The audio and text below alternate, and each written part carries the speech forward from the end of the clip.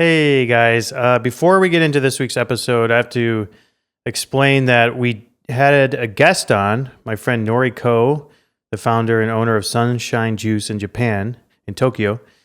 And we interviewed him for about 30 minutes, talking about how he's been traveling around in a juicing van.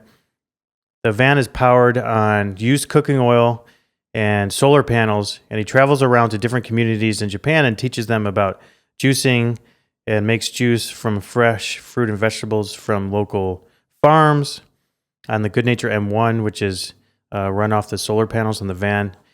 And unfortunately, we're having some technical issues editing the interview. There's multiple dropouts of his internet connection, and the audio and video is not in sync.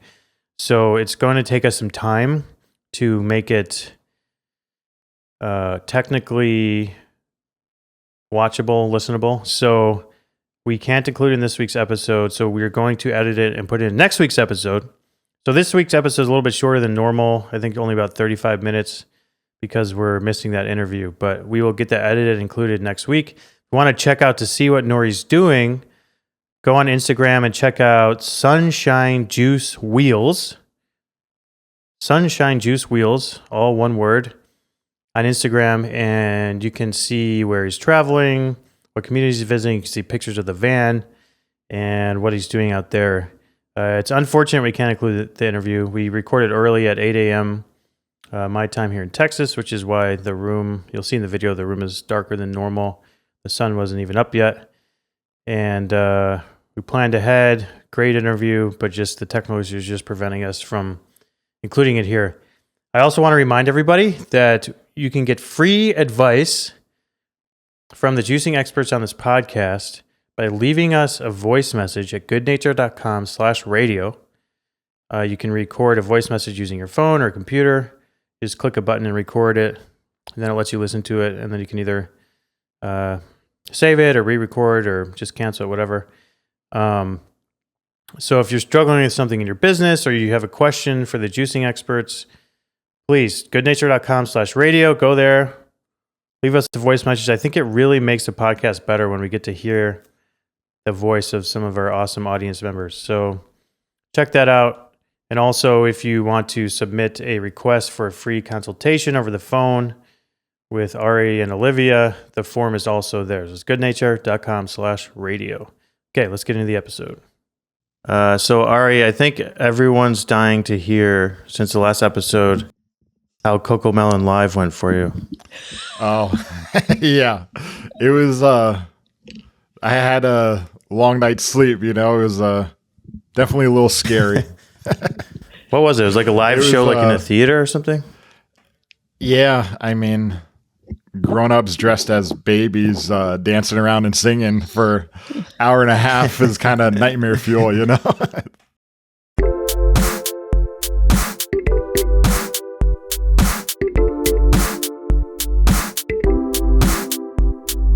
It's another Friday.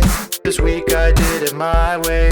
I made lots of juice and now I feel a boost. Baby say, oh, it's the way I make my juice. Pressing fruits and roots. This week I did it my way. Baby say, oh, now let's have some fun. There is nothing greater than Fridays at Goodnature. What's up, my juice lovers? Welcome to Goodnature Radio. This is the third episode. This is your host, Charlie Wetlaufer, with my esteemed co-hosts, Chef Ari and Olivia Esquivel. What's up, guys? All right. I've got a couple topics here. Let's get into... Okay. Someone posted on Facebook group yesterday, 14 hours ago. There's already 36 comments on it. It's a topic that people ask about all the time. I'm sure Ari, you... Let me get... Should we guess? Yeah. I haven't seen it. Should Ari and I guess? Yeah, just guess. Glass bottles yes, or plastic bottles? You got it first try. Oh, yeah, it's one of the most common questions. What do I win, Charlie?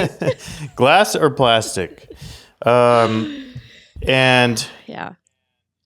So I guess we'll start with Ari. I'm sure you get this question all the time. What's your standard sort of answer, where do you lead people when they're asking about, for their juice business, if they should be going glass or plastic? Yeah, every operation is different. There's some where it's a good fit, some there's not. I think everybody would want to have glass bottles.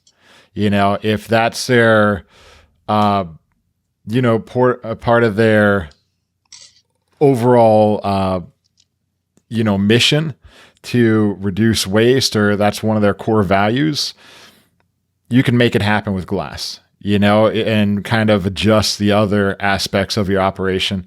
But I think everyone wants glass. Sometimes it's just too expensive, especially now, since there's huge shortages of glass. Currently, the shipping's crazy expensive. So yeah, being able to source it is kind of the biggest issue for that. But one thing on this topic that not a lot of people think about is when you do store juice in glass, it does keep the juice a little bit cooler. It'll actually taste better just because it's 1 or 2 degrees cooler than if it was in a plastic bottle. And it can have a slight, very little effect on its shelf life as well. Because when you're keeping it in the fridge, where if you're storing a juice between 35 and 38 degrees in that fridge, it'll keep it at that lower temp for a longer period of time. So you can actually get a little bit more shelf life out of it. So This is something I actually never considered. Me either. And Olivia, your juice bar uses plastic bottles, correct? It does. I mean, I talk about this a lot because a lot of people obviously ask this. And I think, Ari, you were so smart to say, look, we all wish that we could do it. You're not in this business because you don't care about the earth or because you don't care about sustainability. Obviously, that's a core value in likely everybody that starts a juice bar. And it's one of those things that I think when people dream about opening up a juice bar, they create a pipe dream, right? Like, I want to do all organic. I want to do all glass. I want my logo to look like this. I want my plants to be alive in my shop. And let me just tell you, all of those things are really difficult. And, it's sometimes for me, I wanted obviously to have glass bottles. And so as we started going down the path of creating Southern Pressed Juicery, what our challenges were and, what we were going to kind of, as I say, fall on the sword for. Most of my staff is heavily female. And to that degree, we realized when we started playing around with glass bottles that my female associates didn't necessarily have the strength or the capability to lift the jars of glass jars because we don't have a big back of the house. So we have to stack high and get on this really high ladder because we have, tall ceilings. But it was really a difficult thing for us to do sustainably without always having a male on staff or even 2 males on staff. Glass jars would fall and break, and then it became, a dangerous thing sometimes. And so that was one thing that I think a lot of people sometimes don't think about. So we did end up doing plastic. But from a branding standpoint too, I just, that's always the angle I'm going to come from. So I would just think about what Ari said about being able to source it continuously. And that's true for all things right now, thanks to COVID. But, I don't necessarily like starting as one thing and then changing your brand to something so drastic, like glass to plastic. Like, to me, that's a transition I would want to make the other way around, like start as plastic and then transition to glass once the situation gets better. But I just think you set a really strong bar, high bar, and a strong precedent when you start with glass, and that's the expectation your guests have, and then all of a sudden you're moving to plastic, versus if you just came out with plastic, and then as the environment, economic environment around us gets better, maybe you can start transitioning to glass, or maybe you do a holiday eggnog in a glass or something like that, where it's a short little stint of like, hey, this is a special thing, versus kind of the other way around. So those are all just things I would think about from a branding perspective as well, as a juicing perspective, like Ari said. Yeah, I do want to mention something. It's sort of accepted as fact that glass is better for the environment. And Sure. it definitely is if people are really bringing back the bottles and you're reusing them. But if you're not reusing the bottles, I kind of question that theory because, first of all, glass takes a lot of carbon energy to actually make. You have to melt stuff down and burn stuff and make glass. And then most of it's made in China. So they're putting it on a ship and shipping it from all right, first they're driving it from the factory in China to the port. Then they're loading it with cranes onto a ship. They're burning fuel to bring it all the way across the ocean. It's landing in the port in LA. It's getting on a truck and going to the warehouse. It's getting on a truck and going to your juice bar. By the time it gets to you, is that really better for the environment than plastic bottles made in the US? I'm not sure. I mean, that's a lot of energy and carbon. It's very heavy too. It's much heavier than plastic. So the amount of fuel it takes to ship that stuff. And then if it ends up in a landfill, yes, it breaks down faster. But I think if you're doing glass and you really care about the environment, you need to be getting it back and reusing it. And a lot of juice bars are doing that. I think, I feel like most I walk into that are doing glass do have a return program, but I think some are more aggressive about it than others. Like I mentioned Erewhon Market in LA before. I think they do $1.50 or $1 bottle deposit, which is huge. And they tack that onto the price of the bottle, but then when you bring it back, they give you that full dollar back, right? So that's a very big incentive for people to bring back the glass. Some companies are like, bring back 10 bottles and you get a juice for free. I guess that works too. Depends on the price of your juice, I guess, as far as how much of an incentive that is. But I mean, I would be very aggressive about the return program. But then you have to deal with washing the bottles and sanitizing them and refilling them. I was going to ask Ari, what does that process look like? I assume Department of Health gets involved at that point for taking things back. What is the sanitation process for that to be able to turn it around and use it again? Yeah, I mean, in both cases, you got to have a sanitation standard operating procedure for it. And they are pretty strict on that. You know, in some counties, they don't even allow it. Yeah. A lot of times, I mean, with COVID going on, a lot of counties actually shut it down and wouldn't even accept it, you know, where you can't take bottles back. And I think they might not start that back up again in a lot of cases. But with the plastic, it's definitely tough because you can't get a certain temperature, you know, to actually use it as a sanitizer step. So you're just soaking the bottles, wash, rinse, and soaking in sanitizer. Can't be a certain temperature. So plastic, it's usually never a good case to reuse the bottles. It's difficult to get that approved. Glass is a lot easier if you're doing a high temp dishwasher. You know, that way you don't have to use the sanitizer, clean it, and you could use a high temp to actually sanitize the bottles. But definitely got to get that approved before you start running that program. But yeah, like you mentioned too, going from glass to plastic would be a challenge. You know, if you did start that route and then, you know, running those shortages. I've seen a few operations that needed to do that, and you know, they mentioned a lot of different stuff. You know, one of them I remember saying it's taking too much water to clean the glass bottles. You know, that's why we're moving to plastic. So I think that was more of the transition from glass to plastic. It's a lot more difficult than going from plastic to glass, like you mentioned. Yeah, I will say I have gotten some flack in the past from guests at Southern Press Juicery, particularly really hippy dippies that come in from Asheville. So we're really close to Asheville. We're only about 45 minutes, and Asheville as a town is very environmentally conscious, is very sustainability focused. Greenville is sort of getting there. But I will say that in the building that I'm in right now, that Southern Press Juicery is in, we don't have the service available to us to pick up our plastic recyclables, which is insane.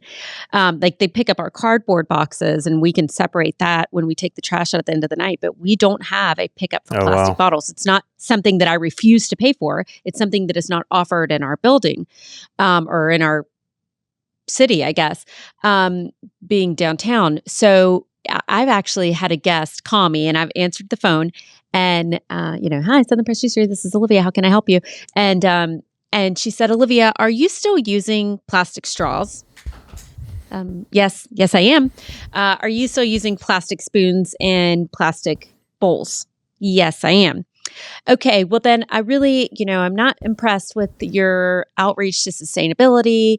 You don't recycle, you don't use paper straws. So instead of a smoothie, which would give me 3 plastic pieces of the cup, the lid, and the straw, I guess I'll just order a bowl and bring my own spoon.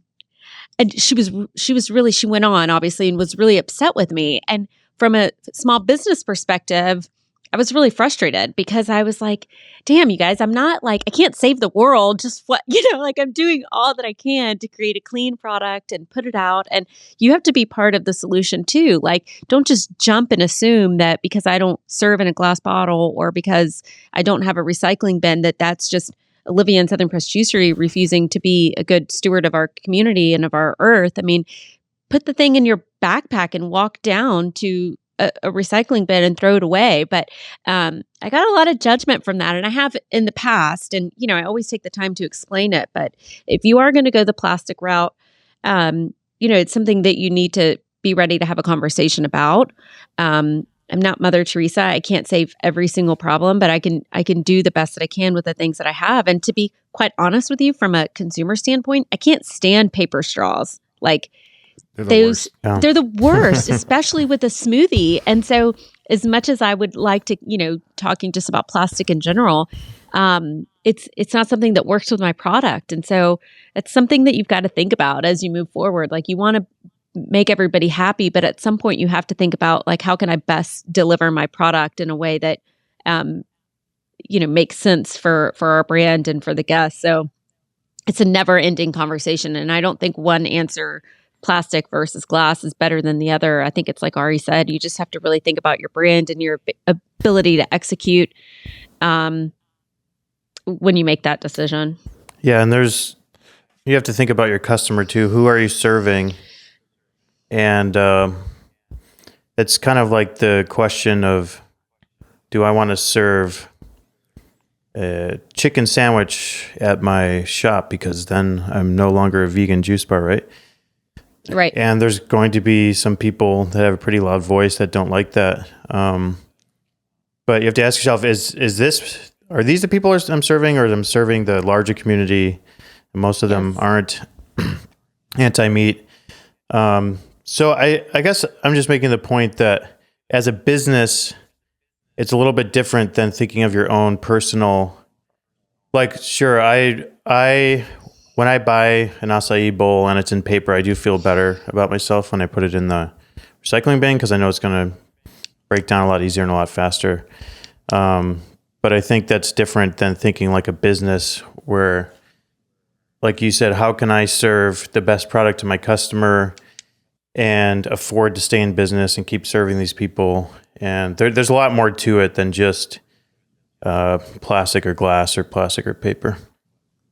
Well, and I would say too, like, not to beat a dead horse, but one of the things that we started doing in our juice bar is I bought reusable, really high grade smoothie cups that were logoed. And so we have what we call the Cup Club, and it's a promotion that we do in all the stores. And so they can buy the cup for $20, get a free smoothie with that $20. And then every time they bring us their cup back and they get their smoothie poured in it, they get 10% off. So those are just all things that you're like, okay, look, I can't do glass bottles, but what can I do to take a step further and show the community and do my part and making a difference? And so, any in-store promotion like that, those are things where I really have fun, and some of them work and some of them don't. And it's not like it's not the golden egg, guys. Like it's not a cash cow for me to have a plastic, a reusable smoothie cup, but it goes one step further to kind of help that conversation feel a little bit better when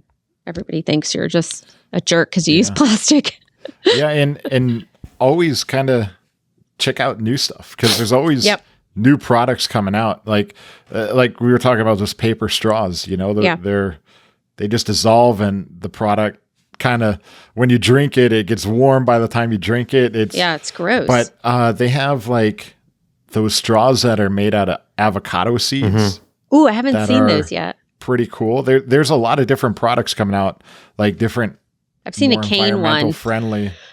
Yeah, that are Yeah. good options. I actually got a beverage somewhere, and the straw was a noodle, like an actual noodle, and it worked. I was like, oh, this is... you were in Austin. You were in Yeah, Austin it was when Austin. you got that. Of course. Of course. It's like, hey, this is clever. Yeah. Well, I'm going to Expo East next week, and so I'm sure that there will be a lot of products like that, and I think I'll probably do my live from there next week if that's interesting to anybody, and I'll try to showcase, just some different things that are going on and like trends that I'm seeing, like noodle straws, yeah. That are only sold out of a back of a truck 10 miles outside of Well, the Austin nice thing about that is you buy every other Wednesday. Nice thing about that is if you buy enough beverages and collect enough noodles, you can eat pasta. Yeah. Maybe at Expo East, if you find interesting products, you could post stories about it. That might be a good way to do it. Yeah. Like every time you find something cool, just post a story about it for everybody. Yeah, and I'll highlight the brands too, and try to get their Instagram handle so that if you guys want to follow along, that might be good. Like I know at one point we were selling like those metal straws so that the guest could, you'd make a little bit of money on it, and the guest could opt to buy one of those instead. That's always a good idea. But yeah, I'll do that for sure. I just want to express my extreme distaste for when like hotels or it's usually hotels. They'll like when you check in, they give you like a plastic reusable water bottle, and their excuse is that they're being sustainable. I'm like, guys, giving me a plastic bottle that's going to end up in my cupboard with 30 other plastic bottles and eventually in a landfill somewhere is not being sustainable. Like, because they're saying like, we don't want to give you bottles of water because it's bad for the environment. So we're going to give you this plastic water bottle with our logo on it that's equal to like 100 of these, single-use plastic bottles. I don't know. So my advice to juice bars is don't do that. Yeah. All right. So, I just want to touch on one more thing on the glass. So I've been through this journey myself trying to source glass because like we have a partnership with Captiva Bottles for Plastic on our website, and it works really well. People can order small quantities or large quantities of plastic bottles direct from Captiva, and they get shipped to their juice bar. I've been trying to find a solution to do that for glass, and it has been impossible. I've been trying for years. It's like, first, it's hard to find a glass bottle company that has decent customer service. And they're very like, you have to send a purchase order and then they approve it, and it's hard to get a hold of anyone. It's very sort of business to business, like corporate. Or like there's a company out of Canada, Standpack. They have good customer service. They'll ship smaller quantities. Extremely expensive, the small quantities. I think like multiple dollars per bottle, which is not sustainable for a juice bar. Nope. And then, so that eventually led me to sourcing from China. I was like, okay, maybe I'll just buy an entire container of bottles, which is like 80,000 bottles, and store them in our warehouse, and we'll ship them ourselves. But then you end up dealing with a company in China, then they give you the quote, and then I get the quote for freight. This was during the pandemic, $40,000 to ship 80,000 bottles. So right there is 50 cents per bottle of just the shipping to the port, not even from the port to the warehouse. So that's not going to work. I think the freight cost has come down a bit, but it is just extremely hard to buy glass bottles. They're either very expensive or you have to buy extremely large quantities. So it's not easy. I think it takes real dedication for juice bars to use glass, especially when they're running returns and stuff. But I do respect it, and I prefer to buy glass bottle juice as a consumer. So anyone that's doing glass, I commend you. It's a tough decision to make, but I do think it's, if you can do it, I think it's better for the consumer. For sure. Okay, speaking of the IG Lives, Olivia and Ari, you guys went live this week, and you're talking about checklists and logs, the most exciting topic in business. No, let me just say, Ari suggested a log for your logs. And that was when I knew we had hit a new level Yeah. of, I don't even know what. I'm into logs. You know? Yeah, I mean, listen. Gets me Like, excited. I know what I'm getting Ari for Christmas. I'm getting him a freaking log. Oh my God. Yeah, so maybe you can do a quick recap about what you guys discussed on the live here, because I know it's pretty popular. We got a bunch of people to go to the website and download your examples. Olivia was kind enough to share with us 3 of the actual logs and checklists that she uses in her juice bar every day. Those are online. If you go to go to goodnature.com/radio, you can download them there. So I've been going live every Wednesday, kind of with different topics, mostly for Behind the Juice Bar. And yesterday, we kind of focused on front of the house prep list. That's something that I get a lot of requests from. Of course, my prep lists are going to look different. My prep lists look different shop to shop because they do a different kind of volume, and every shop has its own kind of little personality. In terms of what is on our P mix or on our sales mix. One is super smoothie heavy. One's really bowl and juice heavy. So, obviously those logs and lists, prep lists are going to be particular to Southern Pressed Juicery. So I kind of just explained what some of that means when we do it, a good time to staff to do it, try to organize your staff to do it throughout the day as side work versus all closing work so that you can cut down on labor.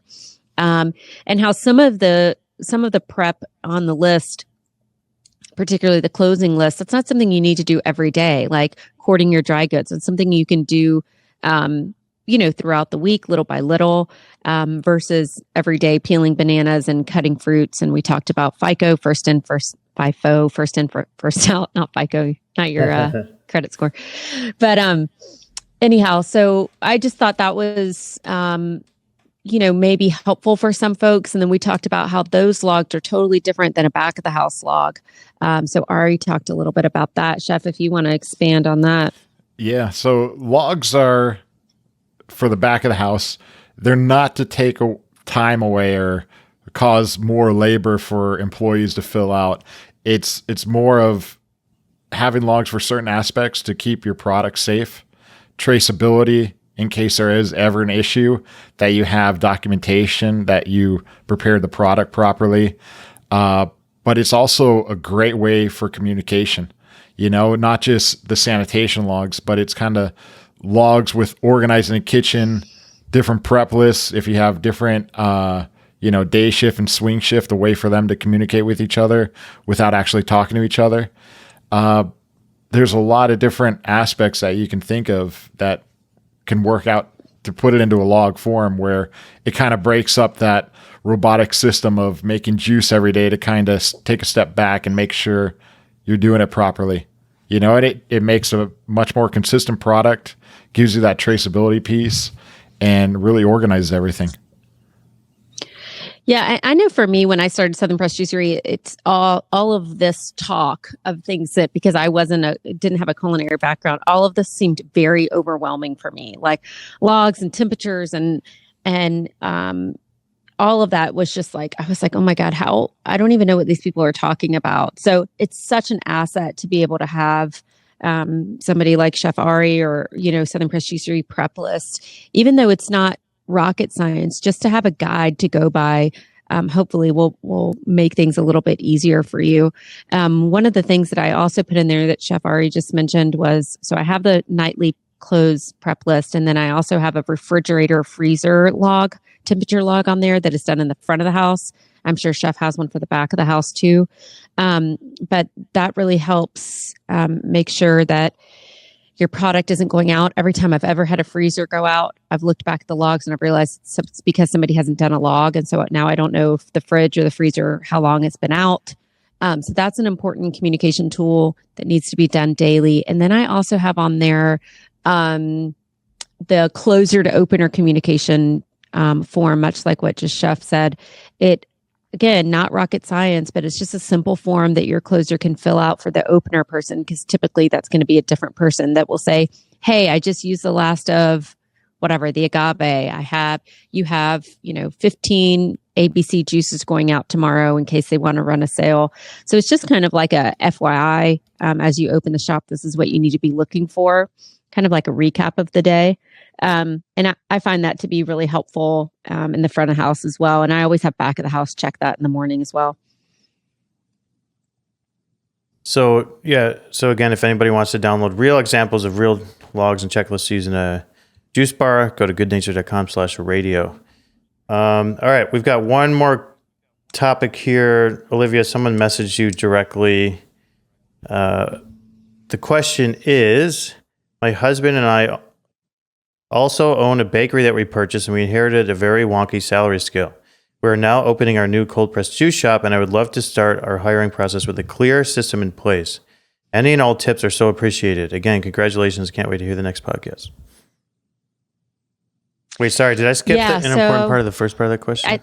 I think you skipped the question, Charlie. Sorry. I was like, yeah. So I think I skipped too far. I've been watching.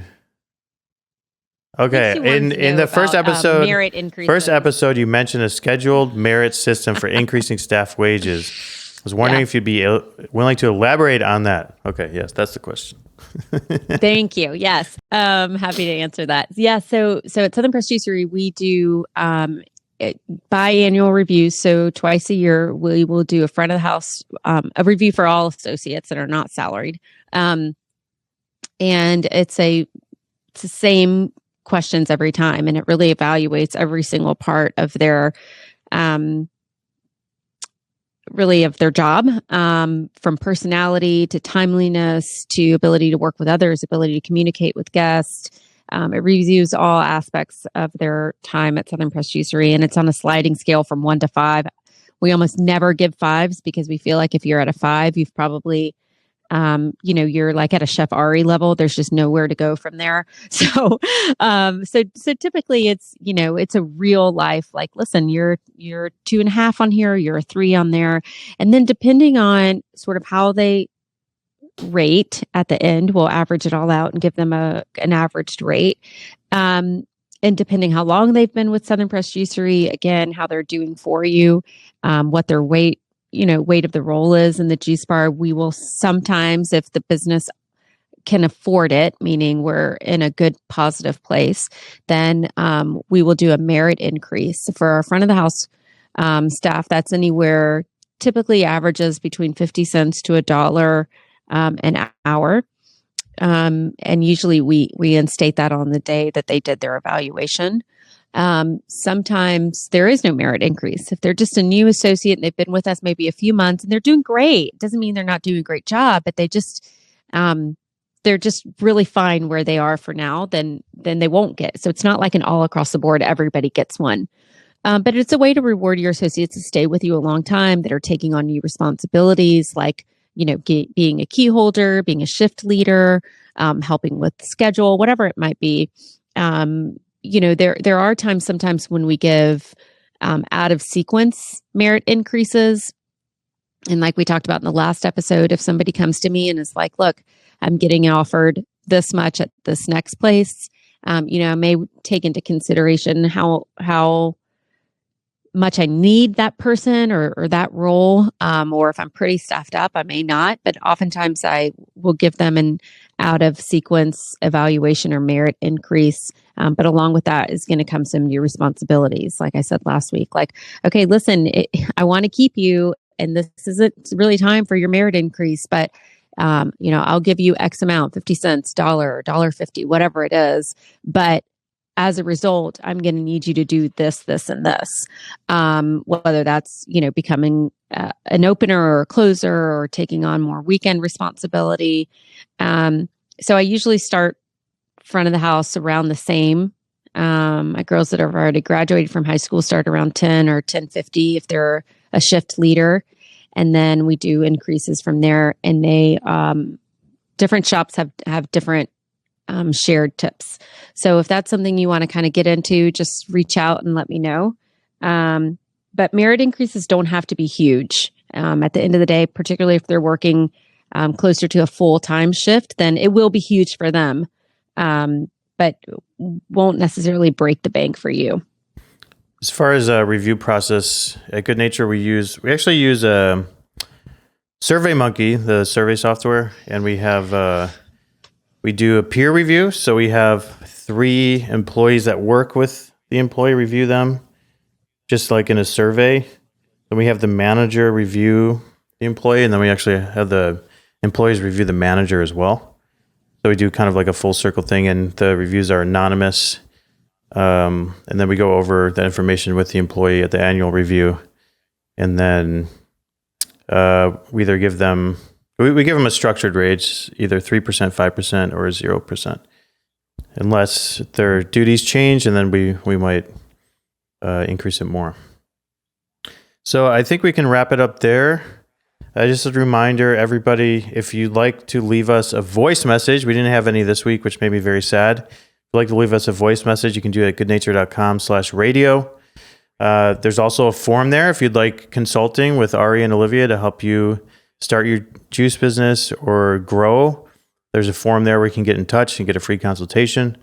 And also, we've posted those logs and checklists that we discussed earlier up there. So it's goodnature.com/radio. And with that, I hope everybody has a great weekend, and we'll see you next Friday.